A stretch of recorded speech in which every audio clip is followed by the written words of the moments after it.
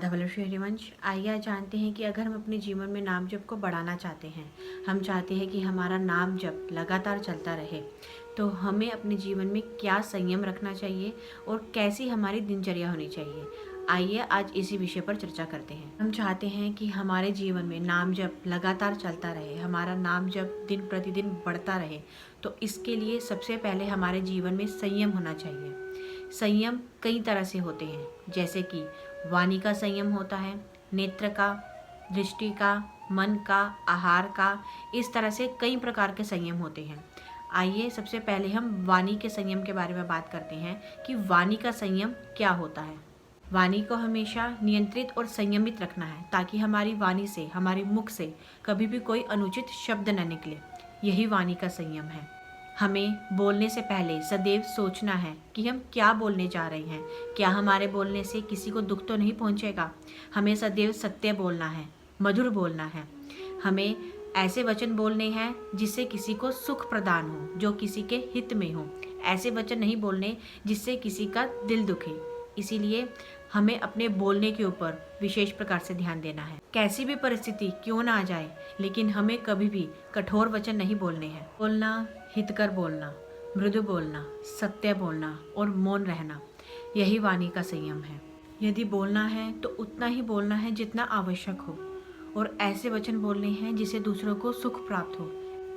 अगर ये सारी बातें हम अपना लेते हैं, अपने जीवन में ले आते हैं, अपनी वाणी के ऊपर ध्यान देते हैं, तो हमारी वाणी अवश्य ही संयमित हो जाएगी। हमने बात करी कि वाणी का संयम क्या होता है, हम किस तरह से अपनी वाणी को संयम में रख सकते हैं।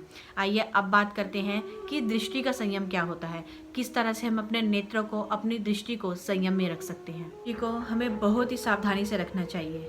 हमें अपने नेत्रों को इस तरह से खोलना चाहिए कि कोई अनावश्यक दृश्य हमारी दृष्टि में न पड़ जाए। किसी स्त्री के शरीर पर कोई अनावश्यक दृष्टि नहीं डालनी चाहिए। अगर हम मार्ग में जा रहे हैं, रास्ते में कहीं जा रहे हैं और हमने देखा कि पशु पक्षी कोई मैथुन कर रहे हैं, कोई जीव जंतु मैथुन कर रहे हैं, तो उनकी तरफ हमें नहीं देखना चाहिए। चलते समय हमें नेत्र झुकाकर चलने चाहिए। इस तरह से चलना चाहिए, अपने नेत्र को इस तरह से रखना चाहिए कि हमें आसपास का सब कुछ स्पष्ट दिखाई दे, लेकिन कोई अनुचित दृश्य हमारी दृष्टि में ना आ जाए। और अगर चलते हुए, मार्ग में जाते हुए कोई अनुचित दृश्य हमें दिख भी जाता है, तो उस दृश्य को हमें दोबारा नहीं देखना चाहिए। शास्त्रों में ये सब कुछ निषेध किया गया है।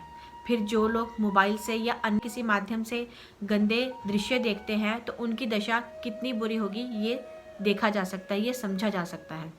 अगर हम मार्ग में कहीं पर जा रहे हैं तो हमें ये प्रयास करना है कि हम केवल सामने देखें, ताकि सामने का हमें सब कुछ स्पष्ट दिखाई दे, हमारे चलने में किसी तरह की कोई परेशानी ना हो और हमारा पैर किसी जीव के ऊपर ना आ जाए। क्योंकि नेत्र जितने ज़्यादा चंचल होते हैं, हमारी दृष्टि की शक्ति उतनी ही कम होती चली जाती है। दृष्टि का संयम यही है कि हमें संत महापुरुषों के दर्शन करने चाहिए, रसिक संतों के दर्शन करने चाहिए, भगवान के श्री विग्रह के दर्शन करने चाहिए, अपने गुरुदेव भगवान के दर्शन करने चाहिए। यही दृष्टि का संयम है। अब हम बात करते हैं कि आहार का संयम। आहार का संयम क्या होता है और हम कैसे आहार का संयम कर सकते हैं। आहार के संयम में सबसे पहली चीज़ यही आती है कि भोजन उतना ही लेना चाहिए जितना हमारे शरीर को आवश्यकता है। आवश्यकता से अधिक भोजन करना ये बिल्कुल भी सही नहीं है, हमारे शरीर के लिए भी सही नहीं है और हमारे भजन करने के लिए भी बहुत बड़ा बाधक बन जाता है। जब हम स्वाद की इच्छा करके भोजन पाते हैं तो हमारा मन बहुत ही ज़्यादा चंचल हो जाता है। इसीलिए जब भी हम भोजन पा रहे हैं तब हमें स्वाद की इच्छा के लिए, ये स्वाद के लिए हमें भोजन नहीं पाना, हमें अपने शरीर को स्वस्थ बनाने के लिए भोजन पाना है। और भोजन सदैव वही पाएं जो हम भगवान को भोग लगा सकते हैं। भगवान को भोग लगाए बिना हमें भोजन कभी नहीं पाना चाहिए। हमें हमेशा सात्विक भोजन पाना चाहिए, ताकि जिससे हमारा शरीर भी पोषित हो, और भोजन उतना ही करना चाहिए जितनी हमारे शरीर को आवश्यकता है। जैसे कि अगर हमें 4 रोटी की भूख है तो हमें 2 या 3 रोटी ही खानी चाहिए। अपनी भूख से थोड़ा सा कम भोजन ही करना चाहिए, ताकि उसको पचने में समय मिल सके, वो अच्छे से हमारे शरीर में पचे और वो हमारे शरीर को ऊर्जा भी प्रदान करे। अगर हम ज़्यादा भोजन खाते हैं तो वो हमारे शरीर को, हमारे प्राण को स्थूल कर देता है, हमारे प्राण को निर्बल बना देता है। हम संयमित भोजन करते हैं तो उससे हमारे प्राण जो हैं वो बलवान होते हैं। इसीलिए हमें सदैव सात्विक और कम खर्चीला भोजन ही करना चाहिए, जो हमारे शरीर में अच्छे से पच जाए और हमारी बुद्धि को भी शुद्ध करे। अगर हमें भोजन में बहुत ज़्यादा मीठा लेने की आदत है तो ये बिल्कुल भी सही नहीं है। मीठा हमेशा कम लेना चाहिए। जितना ज़्यादा हम मीठा लेंगे उतना ही हमारा रजोगुण बढ़ता है, और अगर हम कम मीठा लेंगे तो उससे हमारा सतोगुण बढ़ता है। इसीलिए हमें मीठा जो है वो हमेशा नियमित मात्रा में लेना चाहिए। जितना हो सके उतना कम मीठा लेना चाहिए। अगर हम नियमित मात्रा में भोजन करते हैं तो ये हमारे भजन के साथ साथ हमारे शरीर के लिए भी उतना ही ज़्यादा लाभकारी होता है। इसीलिए हमें अपने आहार के ऊपर, हमें अपने भोजन के ऊपर विशेष प्रकार से ध्यान देना चाहिए। केवल हमारे शरीर की रक्षा के लिए है, हमारे स्वाद के लिए भोजन नहीं है। अगर हम ज़्यादा गर्म गर्म भोजन पाते हैं, यानी कि गर्म गर्म बना हुआ है, गर्म गर्म, बहुत ही ज़्यादा गर्म गर्म भोजन हम पा रहे हैं, तो उससे हमारे वो जो भोजन होगा, अगर वो सात्विक भी होगा तो वो तमोगुनी बन जाता है। भोजन को हमें हमेशा ठंडा करके खाना चाहिए। अधिक गर्म और अधिक तला भुना भोजन एक साधक के लिए बिल्कुल भी सही नहीं है। अगर हम गृहस्थी में भी हैं तब भी हमें ऐसा भोजन करना चाहिए जो हमारे शरीर की रक्षा कर सके, हमारे शरीर को नुकसान ना पहुंचाए। और जितना हो सके ज़्यादा गर्म भोजन मत करें, जितना हो सके उतना ठंडा भोजन करके हमें पाना चाहिए। और भोजन हमेशा हमें भगवान को भोग लगाने के बाद प्रसादी के रूप में ही पाना चाहिए। बिना भगवान को भोग लगाए हमें कोई भोजन नहीं करना चाहिए। बाद आता है नींद का संयम, यानी कि समय पर सोना चाहिए और सही समय पर उठ जाना चाहिए। रात को जितना हो सके उतना जल्दी सो जाएं, जैसे कि आप 9 या 10 बजे तक सो जाएं या 11 बजे तक, इससे ज़्यादा देरी नहीं करनी चाहिए। और सुबह हमें 4 या 5 बजे उठ जाना चाहिए, इससे ज़्यादा देरी से नहीं उठना चाहिए। हमारी दिनचर्या जो है वो सही रूप से चल पाएगी। उसके बाद आता है निंदा। ना तो हमें किसी की निंदा सुननी चाहिए और ना ही हमें किसी की निंदा करनी चाहिए।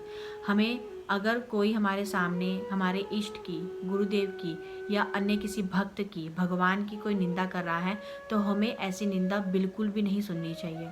ये तो विशेष प्रकार से है कि ऐसी निंदा तो हमें बिल्कुल भी सुननी ही नहीं है। और अगर किसी और की भी कोई निंदा कर रहा है तो उसको भी नहीं सुनना है।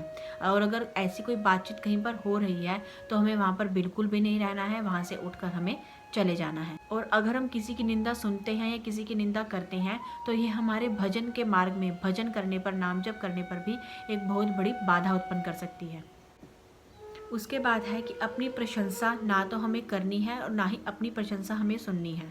अगर हम अपनी प्रशंसा कहीं से सुनते हैं तो इससे हमारे मन में अहंकार का भाव उत्पन्न हो सकता है। तो इसीलिए अगर कोई हमारी प्रशंसा कर भी रहा है तो हमें उसको टाल देना चाहिए, हमें उसको इतना नहीं सुनना चाहिए, इतना ध्यान नहीं देना चाहिए उस तरह। तो ये गुरुदेव भगवान के द्वारा बताई गई कुछ बातें थी जिनके ऊपर अगर हम ध्यान दें, जो हम अपने जीवन में ले आएँ, तो इससे हमें नाम जप करने में और भी ज़्यादा सहायता मिलेगी और अध्यात्म के मार्ग में हम और ज़्यादा आगे बढ़ पाएंगे। इससे हमारी दिनचर्या भी सही बन जाएगी और हम अपने जीवन में संयम को भी ला पाएंगे। राधा वल्लभ श्री हरिवंश।